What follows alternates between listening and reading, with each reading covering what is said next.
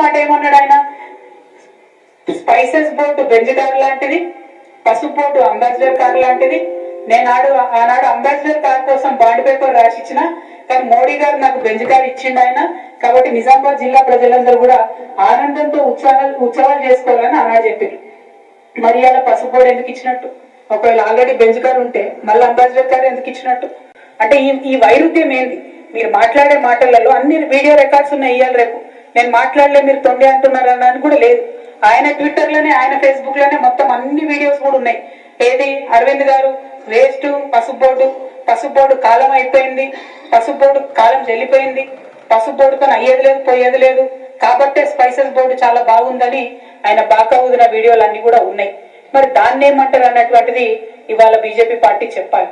ఎప్పటికప్పుడు ఆనాటి మందమే మాట్లాడి తప్పించుకొని తిరుగుదామంటే ప్రజలు ప్రతి ఒక్క విషయాన్ని గమనిస్తారన్న విషయం రాజకీయాల్లో ఉన్న ప్రతి ఒక్కరు కూడా చూసుకోవాలి. అది సో ఇట్లా ఆ రోజు ఏం చెప్పారు అరవింద్ గారు? పసుబోర్డు నేను అధికారంలోకి వచ్చి నేను గెలిచినాక తెల్లారి రోజే తెస్తా అని చెప్పేసి ఆయన బాండ్ పేపర్ రాసిండు. ఈ దేశ చరిత్రలోనే బాండ్ పేపర్ రాసి మోసం చేసినటువంటి ఎంపీ పార్టీ ఈ BJP party MP Dharmapuri Arvind. So Arvind ఇలాంటి కార్యక్రమాలు చేశారు. పసుపు రైతులు మొత్తం అరిగోసపడ్డారు. ఆ సంవత్సర కాలం పాటు బాగా ఇబ్బందులు పడ్డారు. అయితే ఆ సందర్భంలో ఆయన మాట్లాడుతూ పసుపు బోర్డు ఏది అంటే పసుపు బోర్డు కాలం లేదు, అసలు బోర్డుల కాలమే లేదు, బోర్డుల పనే అయిపోయింది, పసుపు బోర్డు కంటే బ్రహ్మాండమైంది ఇగో మేము స్పైసెస్ బోర్డు తెస్తున్నామని చెప్పేసి మాట్లాడండి. పసుపు బోర్డు ఉట్టిది ఏమంటారు అంబాసిడర్ కార్ లాంటిది, దానికంటే మించిన బెంజ్ కారు స్పైస్ బోర్డు తెస్తున్నాము, సో దానికి మించిన లాభాలు ఉంటాయి దీంట్లో రైతులకి అని చెప్పిండు. కానీ మళ్ళీ మొన్న ఏం చేసిండు? పసుపు బోర్డు తెచ్చి ఇక్కడ ప్రారంభిస్తున్నాం అని చెప్పేసి మన పసుపు బోర్డు తెచ్చి ప్రారంభించుకున్నాడు. అంటే ఏ ఎండకు ఆ గొడుగు అనమాట. ఏ ఎండకు ఆ గొడుగు బట్టి ఊసరి వీళ్ళకి రంగులు మార్చేటువంటి వ్యవహారం బీజేపీ వాళ్ళకు ఎంతో పెట్టేటువంటి విద్య. అనుకూలంగా ఉంటే ఒక తీరుగా, వ్యతిరేకంగా ఉంటే ఒక తీరుగా ఇట్లా జరుగుతూ ఉంటుంది.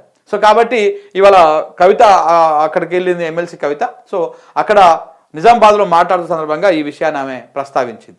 సో కాబట్టి రైతులు కూడా, పసుపు రైతులు కూడా మీరు ఆలోచన చేసుకోవాలి. ఈ డ్రామా ఆర్టిస్టులు అందరూ ఎవరైతే ఉన్నారో బీజేపీ నుంచి వచ్చినటువంటి వాళ్ళు, కాంగ్రెస్ నుంచి వచ్చినటువంటి వాళ్ళు, సరే ఏ పార్టీ నుంచి వచ్చినా కానీ ఏ ఎండకు ఆ గొడుగు ఎట్లా పడుతూ ఉన్నారు, ఏ రకంగా మాట మారుస్తూ ఉన్నారు, ఏ రకంగా అప్పటికి ఈ రోజుకి ఈ విధంగా వెళ్ళిపోవాలా, రేపటి రాజకీయం రేపు చూసుకుందాం అనేటువంటి విధంగా ఎవరున్నారో చూసి ఆలోచన చేసుకోవాల్సినటువంటి అవసరం ఉన్నది. ఇంకా సమయం మస్తుకుంది, ఎన్నికలకు ఇంకా 4 ఏళ్ళ సమయం ఉన్నది.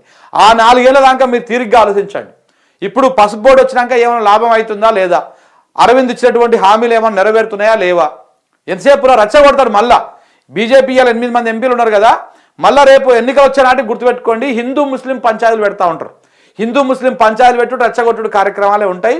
చేసే పని తక్కువ, ప్రచారం ఎక్కువ ఉంటుంది.